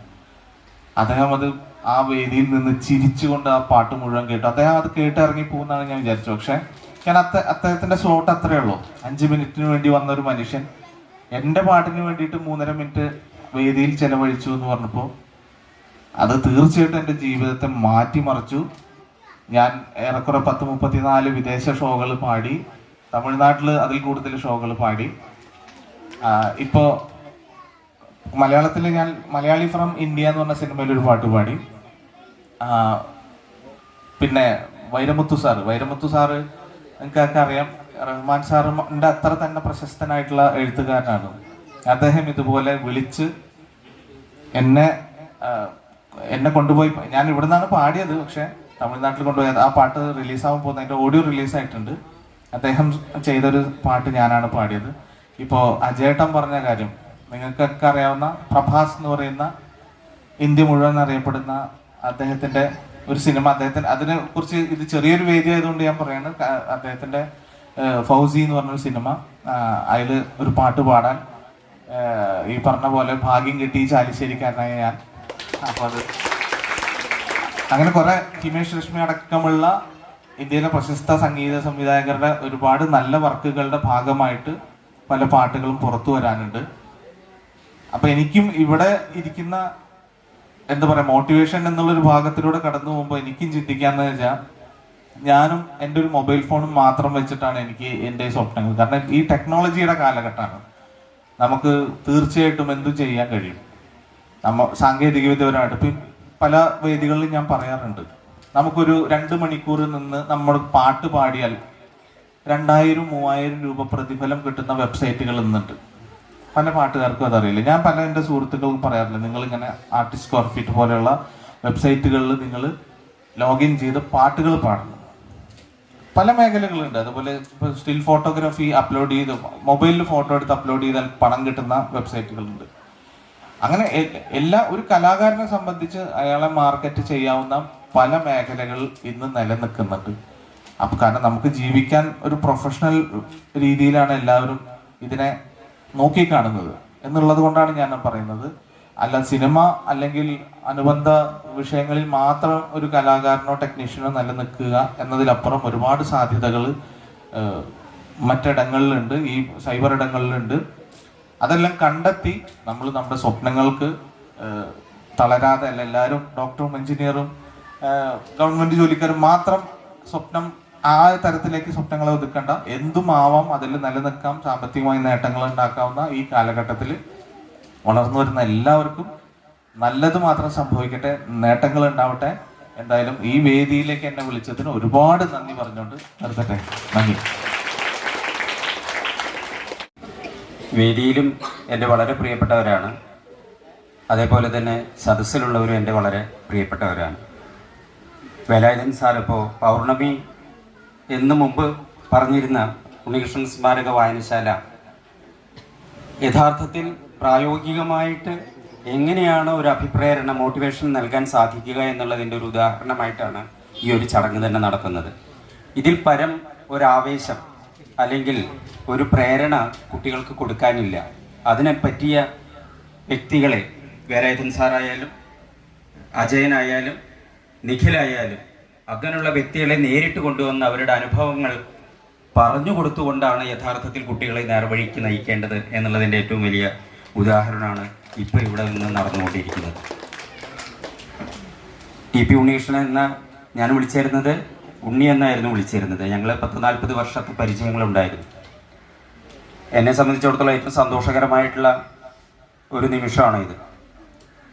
സന്തോഷം എന്ന് പറയാൻ കാരണം ഉണ്ണിയുടെ വേർപാട് ദുഃഖകരമാണെങ്കിലും ആ ഉണ്ണിയുടെ ഓർമ്മകൾ നിലനിർത്തുന്നതായിരിക്കുന്ന അദ്ദേഹത്തിൻ്റെ സുഹൃത്ത് വലയം, ഇത്രയും ശക്തമായിട്ടുള്ളൊരു സുഹൃത്തുക്കൾ, ഇത്രയും സ്നേഹമുള്ളതായിരിക്കുന്ന ഒരു സുഹൃത്തുക്കൾ ഇന്നത്തെ കാലത്ത് മറ്റെവിടെയെങ്കിലും കാണാൻ കഴിയുമോ എന്നുള്ള കാര്യത്തിൽ സംശയമാണ്.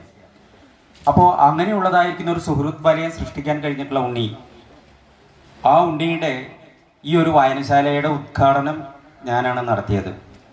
അത് ഒരു പൗർണമി കലാസമിതിയായിട്ട് 10-35 വർഷങ്ങൾക്ക് മുമ്പ് തുടങ്ങിയ ഈ ഒരു സ്ഥാപനം നിരന്തരം ഞങ്ങൾ സംസാരിക്കുമ്പോൾ അത് കുമാരനെയായിട്ടും അതേപോലെ തന്നെ ഇവിടെയുള്ള ഓരോ വ്യക്തികളായിട്ടും വളരെ അടുപ്പമുള്ള ആളുകളാണ്, എൻ്റെ സുഹൃത്തുക്കളാണ് ഇവിടെയുള്ളവർ. ഇതൊരു വായനശാലയാക്കി മാറ്റുന്നതിന് വേണ്ടിയിട്ടുള്ള നിർദ്ദേശങ്ങൾ അല്ലെങ്കിൽ അതിനുള്ളതായിരിക്കുന്ന പ്രേരണകൾ കൊടുക്കാറുണ്ട്. അങ്ങനെ പല പ്രാവശ്യവും വായനശാലയാക്കുന്നതിനുള്ള പരിശ്രമവും നടത്തിയിട്ടുണ്ട്. പക്ഷെ അതിൻ്റെ ഏറ്റവും അവസാനത്തിലുള്ള പരിശ്രമത്തിൽ അതിന് പൂർണ്ണമായിട്ടുള്ള രീതിയിൽ അംഗീകാരം കിട്ടി. ആ അംഗീകാരം കിട്ടിയിട്ടുള്ള സന്തോഷത്തിൻ്റെ ആ സമയത്ത് വായനശാലയായി പ്രവർത്തനം തുടങ്ങി അതിൻ്റെ ഉദ്ഘാടനമൊക്കെ നടത്തിയിട്ടുള്ള അങ്ങനെയുള്ള സന്ദർഭത്തിലാണ് പെട്ടെന്ന് ഈ വേർപാട് ഉണ്ടാക്കുന്നത്. അപ്പം നമ്മൾ പ്രതീക്ഷിച്ചിട്ടുള്ള ആ ഒരു സ്ഥാപനം ഇത് ഇനി എത്രയോ പടർന്ന് പന്തലിച്ച് വലുതാവേണ്ടതാണ്. അതിലുള്ളൊരു സന്തോഷം നമുക്ക് അത് വളർന്നു വരുമ്പോഴാണ്. ഒരുപക്ഷെ നമ്മളെപ്പോലും മറന്നു പോയി കഴിഞ്ഞാലും അത് വളർന്നു വരുമ്പോൾ നമുക്ക് തീർച്ചയായിട്ടും സന്തോഷം ഉണ്ടാവും. പെരുമ്പണ്ണൂരിലെ ചൈതന്യ വായനശാല അത് തന്നെയാണ്. 35 വർഷങ്ങൾക്ക് മുമ്പ് അതൊരു ആർട്സ് ആൻഡ് സ്പോർട്സ് ക്ലബ്ബായി രൂപീകരിച്ചപ്പോൾ അത് വായനശാലയാക്കണം എന്ന് കരുതി പ്രവർത്തിച്ചതാണ് ഞാൻ. അത് ഇന്ന് പട്ടാമ്പി താലൂക്കിലെ കമ്പ്യൂട്ടറൈസ്ഡ് ഗ്രന്ഥശാലകളിലെ ആദ്യത്തെ ഗ്രന്ഥശാലയായിട്ട് ഏറ്റവും നല്ല രീതിയിൽ പ്രവർത്തിച്ചു കൊണ്ടിരിക്കുന്നുണ്ട്.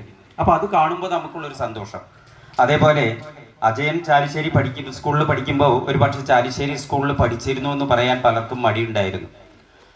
ആ വിദ്യാലയത്തിൽ 97 അധ്യാപകനായി വന്ന് ആ വിദ്യാലയത്തിൽ ഈ വിദ്യാലയത്തിലേക്ക് വരുമ്പോൾ എന്നോട് പല സുഹൃത്തുക്കളും ചോദിച്ചു എന്തിനാ ചാലിശ്ശേരി സ്കൂളിലേക്ക് പോകണത് എന്ന് ചോദിച്ചിട്ടുണ്ട്. അപ്പോൾ നമ്മുടെ വീടിൻ്റെ അടുത്തുള്ളതായിരിക്കുന്ന സ്കൂൾ എന്ന് പറഞ്ഞവർ ഇവിടെ എത്തിച്ചേർന്ന് ആ വിദ്യാലയത്തിന് ഇന്ന് മോയിൻസ് സ്കൂൾ കഴിഞ്ഞാൽ ഏറ്റവും കൂടുതൽ കോമ്പിനേഷൻസ് ഉള്ളതായിരിക്കുന്ന +2 കോമ്പിനേഷൻസ് ഉള്ള 5 കോമ്പിനേഷൻസ് ഉള്ളതായിരിക്കുന്ന സ്ഥാപനമാണ് ഇന്ന് ഇവിടെ ഒരു അഡ്മിഷൻ കിട്ടുന്നതിന് വേണ്ടി ഫുൾ A+ വാങ്ങിച്ച ഒരു കുട്ടി ചാത്തന്നൂർ സ്കൂളിൽ നിന്ന് 19-ാം തീയതി കാത്തിരിക്കുകയാണ്. 3ാമത്തെ ചാൻസിൽ ചാലിശ്ശേരി ഫുൾ A+ വാങ്ങിച്ച കുട്ടി ചാലിശ്ശേരി ഹൈസ്കൂളിൽ അഡ്മിഷൻ കിട്ടുന്നതിന് വേണ്ടിയിട്ട്. അങ്ങനെയുള്ളൊരു വിദ്യാലയമായിട്ട് മാറുന്നതിന് 5% താഴെ റിസൾട്ട് ഉണ്ടായിരുന്ന ഒരു വിദ്യാലയത്തിന് ഇത്തരത്തിലുള്ള വിദ്യാലയമാക്കി മാറ്റുന്നതിന് അവിടെ അതിൻ്റെ ക്യാമ്പസിലുള്ളതായിരിക്കുന്ന വളർന്നു പന്തലിച്ച് തണലുള്ളതായിരിക്കുന്ന മരങ്ങളൊക്കെ ഞങ്ങൾ വേനൽക്കാലത്ത് നട്ട് നനച്ചു കൊണ്ടുവന്നിട്ടുള്ള അതിൻ്റെ ആ കുളിർമ ഇപ്പോൾ നമ്മൾ അനുഭവപ്പെടുമ്പോൾ നമ്മളൊക്കെ മനസ്സിനുള്ളൊരു സന്തോഷം ഉണ്ടാകുന്നുണ്ട്. അപ്പോൾ ചാലിശ്ശേരി സ്കൂളായാലും ചൈതന്യ വായനശാലയായാലും പൗർണമി ഈ വായനശാലയായാലും അല്ലെങ്കിൽ DP ഉണ്ണീഷൻ സ്മാരക വായനശാലയായാലും അത് യഥാർത്ഥത്തിൽ മനസ്സിന് കുളിർമ നൽകുന്നവയാണ്. പക്ഷെ ഉണ്ണി അല്ലെങ്കിൽ എൻ്റെ കുമാരനായാലും അതേപോലെ തന്നെ ഉണ്ണിയായാലും മറ്റോരോരുത്തരായാലും സ്വന്തം അനിയന്മാരെ പോലെ ഞങ്ങൾ അങ്ങനെയാണ് സാധാരണ രീതിയിൽ ഒരുപാട് 40 വർഷത്തെ പരിചയമാണ് പഠിക്കുന്ന കാലം മുതലുള്ളത്. ഈ കലാസമിതിയിൽ അല്ലെങ്കിൽ ഈ ഒരു വായനശാലയിൽ 10-30 വർഷങ്ങളായിട്ട് ഒരുപാട് തവണ വരികയും ചെയ്തിട്ടുണ്ട്. അപ്പം നമ്മുടെ പ്രിയപ്പെട്ടവര് ഈ അജയനൊക്കെ ഓർമ്മയുണ്ടായിരിക്കും, ബോർഡ് എഴുതുന്ന കാലം മുതൽ ചൈതന്യ വായനശാലയുടെ ഏറ്റവും ആദ്യത്തെ പരിപാടി, അത് രൂപീകരിച്ച ആദ്യത്തെ പരിപാടി നേത്ര ചികിത്സാ ക്യാമ്പ് അജയനാണ് അതിൻ്റെ ബോർഡ് എഴുതിയിരുന്നത്, 10 ബോർഡ്. അതേപോലെ തന്നെ നിഖിൽ സംഗീത മേഖലയിലേക്ക് എത്തുമെന്നുള്ള പാട്ട് പാടുമായിരുന്നൊരു പയ്യനായിരുന്നു, എനിക്കറിയാം. ഓർമാറ്റിയുടെ അനിയനായിരിക്കുന്ന നിഖിലിനെ ആയിട്ടാണ് ഞങ്ങൾ പരിചയപ്പെടുന്നത് 8ാം ക്ലാസ്സിൽ. നമ്മുടെ കുട്ടികളിലെ മിടുക്കരായിട്ടുള്ള കുട്ടികളെ അന്നു വരെ ചാലിശ്ശേരിയിൽ നിന്ന് 1-2 ഇനങ്ങൾ മാത്രം യുവജനോത്സവത്തിലേക്ക് കൊണ്ടുവരുന്ന ഒരു കാലഘട്ടത്തിൽ നിന്ന് എല്ലാ ഇനങ്ങളിലും കുട്ടികളെ മത്സരിപ്പിക്കണമെന്ന് കരുതി ഞങ്ങൾ കുട്ടികളെ മത്സരിപ്പിക്കുമ്പോൾ വയലിനാണ് എന്ന് തോന്നുന്ന ഒരു ഇൻസ്ട്രുമെൻ്റ് അതുമായി ബന്ധപ്പെട്ട ആനക്കര വിദ്യാലയത്തിൽ പോയതും, അതേപോലെ തന്നെ കാർട്ടൂണിൽ പേര് കൊടുത്ത്, കാരണം കാർട്ടൂൺ വളരെ അപൂർവമായിരിക്കുന്ന വിഷയമാണ് എന്നുള്ളത് കൊണ്ട് ഞാൻ നിഖിൽ വരച്ച കാർട്ടൂൺ എൻ്റെ കയ്യിൽ ഞാൻ സൂക്ഷിച്ചു വെച്ചിട്ടുണ്ട്. കാരണം എനിക്കറിയാമായിരുന്നു ഇവൻ അങ്ങനെ വിളിക്കണമെന്ന് അറിയില്ല, ഇവൻ ഏറ്റവും ഉയർന്ന ഒരവസ്ഥയിൽ എത്തും. പക്ഷെ ഞാൻ പ്രതീക്ഷിച്ച മേഖലയിൽ അല്ല ഉയർന്നു വന്നിട്ടുള്ളത് എന്നുള്ളതൊരു ശരി തന്നെയാണ്. കാരണം നല്ല കാർട്ടൂണുകൾ വരച്ചിട്ടുള്ളതായിരിക്കുന്ന 9 കാർട്ടൂണുകൾ ആ പ്രായത്തിൽ ഞാൻ എടുത്തു വെച്ച എൻ്റെ ഫയലിൽ ഇപ്പോഴും ഞാൻ സൂക്ഷിച്ചു വെച്ചിട്ട് ഇപ്പോഴും ഞാനത് കാണിക്കുന്നില്ല. പക്ഷെ കുറച്ച് കാലം കൂടി കുറേയും കൂടി ഉയരട്ടെ. നമ്മുടെ കുട്ടികൾ ഉയർന്നു വരുമ്പോൾ തീർച്ചയായിട്ടും ആ ഉയരങ്ങളിലേക്ക് നമുക്ക് കണ്ണെത്താത്ത രൂപത്തിലേക്ക് നമുക്ക് മേപ്പെട്ട് നോക്കേണ്ടി വരുമ്പോഴാണ് നമുക്ക് സന്തോഷം ഉണ്ടാവുക.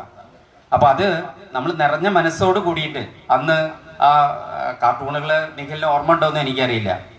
പരമേശ്വരൻ മാഷ് അന്നത്തെ പ്രിൻസിപ്പളായിരുന്നു. പരമേശ്വരൻ മാഷും ഒക്കെ കഥാപാത്രമായിരിക്കുന്ന കാർട്ടൂണുകളായിരുന്നു.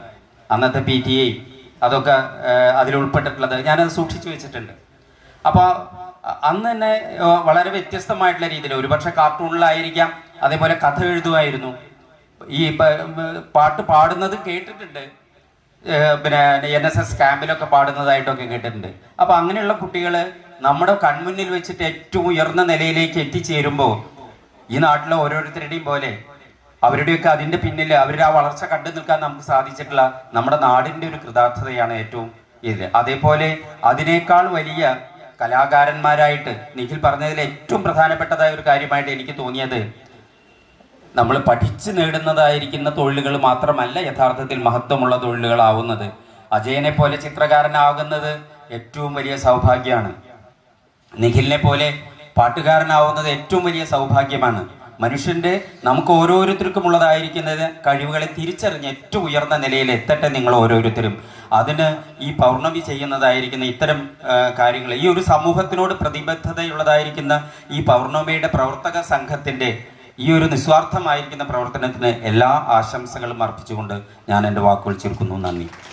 TP ഉണ്ണികൃഷ്ണൻ അനുസ്മരണവും പ്രതിഭാസംഗമവും എന്ന പരിപാടിയിലെ അധ്യക്ഷത വഹിച്ച DG സർ, ഉദ്ഘാടനം ചെയ്ത വേലായുധൻ സർ, വേദിയിരിക്കുന്ന മറ്റ് വിശിഷ്ട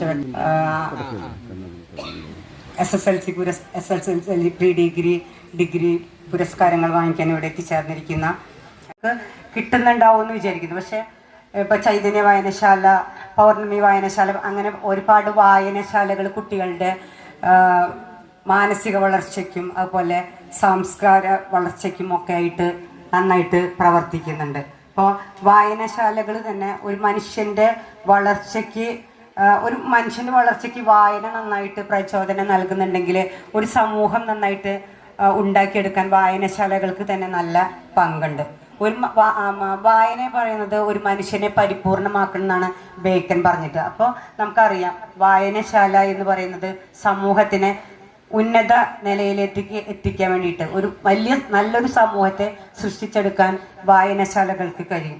മാഷ് പറഞ്ഞ ഒരു 2 കാര്യങ്ങൾ കൂടി മാത്രമേ ഇനി ബാക്കിയുള്ളൂ. ഒരുവിധം എൻ്റെ ഭാഗത്ത് പറഞ്ഞ കാര്യങ്ങളൊക്കെ ഞാൻ റെഡിയാക്കിയിട്ടുണ്ടെന്നാണ് എൻ്റെ അറിവ്. ഇനി നമുക്ക് ബ്ലോക്കിൽ നിന്നും കുറച്ച് വായനശാലകളിൽ നിന്ന് കൊടുക്കാൻ ബുക്കുകൾ തന്നിട്ടുണ്ടായിരുന്നു. അത് നമുക്ക് ബ്ലോക്കിൻ്റെ ബുക്കുകളായിരിക്കും ആദരിക്കുന്ന നമ്മുടെ വിശിഷ്ട വ്യക്തികൾക്കും നമ്മളുടെ വിജയശ്രീലായ എല്ലാ മക്കൾക്കും എല്ലാവിധ ആശംസകളും നേർന്നുകൊണ്ട് ഇനിയും മുന്നോട്ട് പോകട്ടെ എന്ന് ആശംസിച്ചുകൊണ്ട് നിർത്തും. പൗർണമി കലാസമിതി ഇവിടെ പറഞ്ഞു TP ഉണ്ണികൃഷ്ണൻ സ്മാരകമായി മാറി. അപ്പോൾ പൗർണമി കലാസമിതിയുടെ സെക്രട്ടറി ആയിരുന്നു നമ്മളുടെ മാഷുടെ സ്ഥാനമാണ് മാഷുടെ അഭാവത്തിൽ എനിക്ക് പൗർണമി സെക്രട്ടറി ആയിട്ട് നമ്മളുടെ ഭാരവാഹികളെ ഏൽപ്പിച്ചത്. ഞാൻ തൃശ്ശൂരായതുകൊണ്ട് എപ്പോഴും എത്താൻ പറ്റുന്നില്ല. പക്ഷേ ആഴ്ചയിൽ 1 ദിവസം 2 ദിവസം ഞാൻ ഇവിടെ വന്ന് നമ്മളുടെ നാട്ടിൽ എപ്പോഴും ഉണ്ടാവും. ഇപ്പോഴും 10-24 വർഷമായി ഞാൻ ഇവിടുന്ന് പോയിട്ട്. പക്ഷേ ആൾക്കാർ ഇപ്പോഴും ഞാൻ ഈ നാട്ടിലുണ്ട് എന്നുള്ള ഒരു ധാരണയാണ്. ഏതായാലും നമ്മുടെ ഈ സദസ്സിൻ്റെ അധ്യക്ഷൻ, നമ്മളുടെ മെമ്പർ, മാഷും എല്ലാവരും കൂടി ഒരുമിച്ച് ഒരു പായലിരുന്നിട്ടാണ് ഭക്ഷണം കൊടുക്കുന്നത്. അപ്പോഴേ ഞാൻ ആലോചിക്കുന്നത് ഈ വിദ്യാഭ്യാസം അത്ര ഭയങ്കരമാണ്. കാരണം അവർ വിദ്യാഭ്യാസമുള്ള കുടുംബമായതുകൊണ്ട് നമ്മളോട് അയിത്തം അവർ കൽപ്പിച്ചില്ല. കാരണം ആ സമയം ഞാൻ കറ്റെടുക്കാൻ പോകുമ്പോൾ അമ്മയുടെ ഒപ്പം പോകുമ്പോൾ പിന്നെ കുഴി കുത്തി ഇലയിലാണ് നമുക്ക് ഉച്ചയ്ക്ക് ഭക്ഷണം തന്നിരുന്നത്. ആ സമയത്താണ് ഇവിടെ നടക്കുന്നത്. അത് നമ്മൾ കമ്മ്യൂണിസം, സോഷ്യലിസമാണ്. അപ്പോൾ ഈക്വൽ. അതുകൊണ്ട് നന്ദി സാറേ. ആശംസ തന്നെ പറയണ്ടേ, പക്ഷേ എനിക്ക് നന്ദി പറയാണ്ടിരിക്കാൻ പറ്റില്ല. ഏതാ ഫൽഗുണി എല്ലാ പരിപാടിക്കും ഉണ്ടാവും. ഇവിടെ കുന്നത്തേരിയാണ് മിക്കവാറും. അപ്പോൾ നമ്മൾ മാഷ് രൂപീകരിച്ച ശ്രീഭദ്ര ഇപ്പോൾ ഇന്നുണ്ടായിരുന്നു മീറ്റിംഗ്. അപ്പോൾ ഞങ്ങൾക്കൊക്കെ ഭക്ഷണം തന്നവർ സന്തോഷം. ഇനി എനിക്ക് പറയാനുള്ളത് നമ്മുടെ കുട്ടികളോടാണ്. ഇവിടെ അവാർഡ് ഏറ്റുവാങ്ങുന്ന എല്ലാ പ്രതിഭകളും മിടുക്കന്മാരാണ്. മാർക്ക് A+ കിട്ടിയവരും എല്ലാവരും മിടുക്കന്മാരാണ്. ഇവിടെ ഇപ്പോൾ എനിക്ക് എടുത്തു പറയാനുള്ളത് SLCക്ക് ഫുൾ A+ ഇപ്രാവശ്യം ഇവിടെ ഇല്ല. ഒരു സൂരജ് ശങ്കർ ഇവിടെ TS മോനാണ്, 9 A+. അതുപോലെ തന്നെ അവിൻ ദാസിൻ്റെ മോനാണ് 8 A+. അവർ മിടുക്കന്മാരാണ്. അവർക്ക് അഡ്മിഷൻ കിട്ടും കഴിഞ്ഞിട്ടുണ്ട്. പിന്നെ +2 ഗായത്രി നമ്മളുടെ രാമകൃഷ്ണൻ്റെ മോളാണ്. ആ മിടുക്കിക്ക് നിങ്ങൾ കേൾക്കണം, 1200-ൽ 1176 മാർക്ക് നേടി. കാരണം 24 മാർക്കിൻ്റെ കുറവുള്ളൂ. Full A+. അവളിപ്പോൾ LLBക്ക് കോച്ചിങ്ങിന് പോയിക്കൊണ്ടിരിക്കുകയാണ്. അടുത്തവള് LLBക്ക് ചേരും. പിന്നെ അതുപോലെ തന്നെ നന്ദന +2 ഫുൾ A+, നമ്മുടെ കുട്ടൻ്റെ മോളാണ്. കാരണം ഇവിടെ അവാർഡ് ഏറ്റുവാങ്ങുമ്പോൾ രക്ഷിതാക്കളോടൊപ്പം മക്കളും വരണം ഈ സ്റ്റേജിൽ. പിന്നെ ഡിഗ്രി ഫുൾ A+, നന്ദന ഇവിടെ കുട്ടൻ്റെ മോള ഫുൾ A+. പിന്നെ LLBക്ക് ഒരു അവാർഡുണ്ട്, അത് എൻ്റെ മോന അഭയകുമാർ. പിന്നെ വിനയൻ വൈശാഖ് അതാ നമ്മളെ മാഷിൻ്റെ മക്കളാണ്.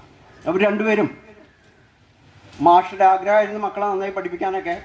രണ്ടുപേരും അതിനുശേഷം ഒരാൾ MCAക്ക് ചേർന്ന് കഴിഞ്ഞു, വൈശാഖ്. വിനയൻ BTECന് ചേർന്ന് കഴിഞ്ഞു കണ്ണൂർ എഞ്ചിനീയറിംഗ് കോളേജിൽ. അപ്പോൾ മാഷിൻ്റെ ആഗ്രഹം സഫലീകരിച്ചുകൊണ്ടിരിക്കുകയാണ്.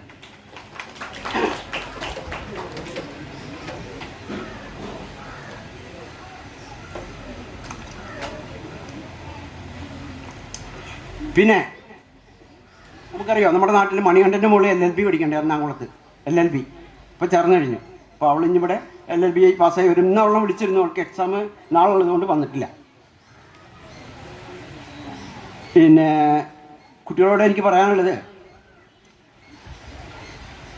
വാക്ക് യുവർ ഓൺ പാത്ത് എന്ന് പറഞ്ഞാൽ നിങ്ങൾ നിങ്ങളുടെ വഴി തിരഞ്ഞെടുക്കുക. ഇവിടെ നമ്മളെ വിശിഷ്ടാതിഥികൾ പറഞ്ഞു അവരവരുടെ വഴി തിരഞ്ഞെടുത്തു. നമുക്ക് പുറത്തുനിന്ന് പല സമ്മർദ്ദങ്ങളുണ്ടാകും. അവരങ്ങനെയാണ്, ഇവരിങ്ങനെയാണ്, അവർ ഡോക്ടറായി, എഞ്ചിനീയർ. പക്ഷേ നിങ്ങൾ വേണ്ടത് നിങ്ങളുടെ കഴിവ് ഏത് മേഖലയിലാണ് അതിലൂടെ സഞ്ചരിക്കുക. പിന്നെ പറഞ്ഞത് experience what you have learned എന്ന് പറഞ്ഞാൽ നമുക്ക് എങ്ങനെയാണ് അറിവ് കിട്ടുക? കുറേ ആൾക്കാരിൽ നിന്ന് നമുക്ക് പിന്നെ അനുഭവങ്ങൾ എന്ന് പറഞ്ഞു തരും, പിന്നെ പുസ്തകങ്ങൾ എന്ന് പറഞ്ഞു തരും. അപ്പോൾ അതെല്ലാം നമ്മൾ പ്രാക്ടിക്കലാക്കുക, പ്രാവർത്തികമാക്കുക. അതാണ് ഒരു പോയിന്റ് പറയാനുള്ളത്. പിന്നെ good things don't come easy എന്ന് പറഞ്ഞാൽ നല്ല കാര്യങ്ങൾ ഈസി ആയിട്ട് വരില്ല. ഇവിടെ പറഞ്ഞില്ലേ നമ്മളെ വിശിഷ്ടാതിഥികൾ വളരെ കഷ്ടപ്പാടുകൾ വേണം, ഹാർഡ് വർക്ക് വേണം നമുക്ക് ഉന്നതിയിലെത്താൻ. അപ്പോൾ അതുകൊണ്ട് നിങ്ങൾ കീപ്പ് ചെയ്യുക. പിന്നെ never fail, try more and more. ഒരു പ്രാവശ്യം തോറ്റു ഒന്ന് വിചാരിച്ച് നമ്മൾ ദുഃഖിക്കരുത്. ഫെയിലായാൽ വീണ്ടും ശ്രമിക്കുക. നമ്മുടെ കുന്നത്തേരി കോളനിയിൽ പലരും +2 കഴിഞ്ഞ് ഡിഗ്രി കഴിഞ്ഞ് നിൽക്കുന്നുണ്ട്. ഇവിടെ ഇപ്പോൾ PSCക്ക് ഇപ്പോൾ അടുത്തിടെ നിഷ, അതുപോലെ രാകേഷൊക്കെ PSCയിൽ കയറി കഴിഞ്ഞു. അതുപോലെ തന്നെ കുഞ്ഞുട്ടിൻ്റെ മോള് ഒക്കെ PSC വഴി കിട്ടിയിട്ടുണ്ട്. നിങ്ങൾ പൂർണ്ണമായും PSCയെ ആശ്രയിക്കുക. ഒരു പൈസയുടെ ചിലവില്ല. നിങ്ങൾ മത്സരിക്കേണ്ടത് ലക്ഷ്യങ്ങളോടാണെന്നുള്ള ബോധത്തോടെ നിങ്ങൾ ആദ്യം തന്നെ നിങ്ങൾ നല്ല എഡ്യൂക്കേഷൻ നേടിയെടുക്കുക. നല്ല എഡ്യൂക്കേഷൻ നേടിയെടുത്തതിന് ശേഷം നിങ്ങൾ ഉന്നതിയിലെത്താം. ഇവിടെ ഞാൻ ഇപ്പം എൻ്റെ മോനെ കുറിച്ച് പറയാണ്ടിരിക്കാൻ നിർത്തില്ല. കാരണം അവൻ BCom കഴിഞ്ഞിട്ട് ആണ് LLB എടുത്തത്. അപ്പോൾ ഏട്ടൻ ഡോക്ടറാണ്. അപ്പോൾ അവൻ മെഡിക്കൽ കോളേജിൽ MD ആണ്. അപ്പോൾ അവൻ പറഞ്ഞു അനിയനെയും കൂടി നമുക്ക് ഡോക്ടർ, എൻ്റെ കോളേജിൽ ഇതുപോലെ കുറേ പേര് ഡോക്ടർ ഉണ്ട് അനിയന്മാർ, അപ്പോൾ അനിയനും കൂടി ആക്കാമെന്ന് പറഞ്ഞു. അപ്പോൾ അവൻ പറഞ്ഞു എനിക്ക് ആ മേഖല ഇഷ്ടമില്ല. അപ്പോൾ നിനക്കും ഇഷ്ടമുള്ളത് +2 അപ്ലൈ ചെയ്തോ. പ്രീ ഡിഗ്രി കൊമേഴ്സ് കൊടുത്തു, BCom കൊമേഴ്സ് എടുത്തു. അത് കഴിഞ്ഞ് അവൻ LLB എടുത്തു. ഇപ്പം അഡ്വക്കേറ്റായി വർക്ക് ചെയ്യാണ്. അതായത് സ്വന്തം പാത്ത്, സ്വന്തം വഴി വെട്ടിത്തെളിച്ചു. നമ്മൾ മക്കളെ അവർക്ക് എന്താണ് ആവശ്യമുള്ളത്, അവരെങ്ങനെ സപ്പോർട്ട് ചെയ്യണം, അത് രൂപത്തിൽ കൊണ്ടുപോയി കഴിഞ്ഞാൽ നമ്മുടെ മക്കൾ വിജയിക്കും. ഇവിടെ പല പ്രതിബന്ധങ്ങളുണ്ടാവും. നമ്മുടെ മക്കളെ നശിപ്പിക്കാൻ ചുറ്റുപാടത്തുനിന്ന് പലരും ഉണ്ടാവും. പക്ഷെ അത് നമ്മൾ ഉൾക്കൊള്ളണ്ട. നിങ്ങളെ വഴി കണ്ടുപിടിക്കണം. പിന്നെ ഞാൻ അവസാനിപ്പിക്കുകയാണ്. നമ്മുടെ മാഷിനെ പറ്റി പറയുമ്പോൾ എനിക്ക് വിഷമം വരും. പോട്ടെ, മാഷ് ഇതുപോലെ പ്രേമവത്സൻ ഞങ്ങളൊക്കെ ഒരു സുഹൃത്തുക്കളാണ്. അപ്പോൾ മാഷ് ശരിക്കും ഒരു മാർഗദർശിയാണ്.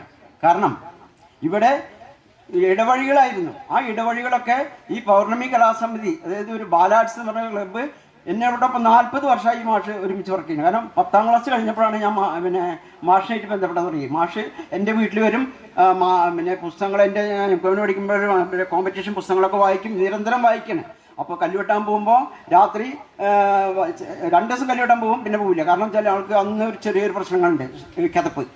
അപ്പം ഇവിടെ മാനുട്ടി പറയാണ് കല്ലുവെട്ടാൻ പോകുമ്പോൾ അവില കൊണ്ടുപോകുക, അവിൽ കുഴച്ചിട്ട് ഭക്ഷണം കൊണ്ടുപോയില്ല, അവിൽ കുഴച്ചിട്ടാണ്. അങ്ങനെ അത്രയും കഷ്ടപ്പാടിലാണ് മാഷ് വന്നത്. അങ്ങനെയാണ് മാഷക്ക് നിരന്തരം ശ്രമിച്ചതിൻ്റെ ഫലമായിട്ട് PSC വഴി ജോലി കിട്ടിയത്. അങ്ങനെ മാഷ് നമ്മുടെ നാട്ടിന് വേണ്ടി, നാട്ടുകാർക്ക് വേണ്ടി ഒരു മാർഗദർശിയായിട്ടാണ് നമ്മൾ PSC ക്ലാസ്സുകൾ തുടങ്ങി. അതിൻ്റെ പുറത്താണ് കുറേ പേർക്ക് നമ്മൾ മോട്ടിവേഷനിലൂടെ ക്ലാസ്സൊക്കെ കൊടുത്തത്. അവരുടെ സ്വന്തം കഴിവാണ്, പക്ഷെ നമ്മൾ പിന്നിലൊന്നും തള്ളി കൊടുക്കുന്നുള്ളൂ, അത്രേ ഉള്ളൂ.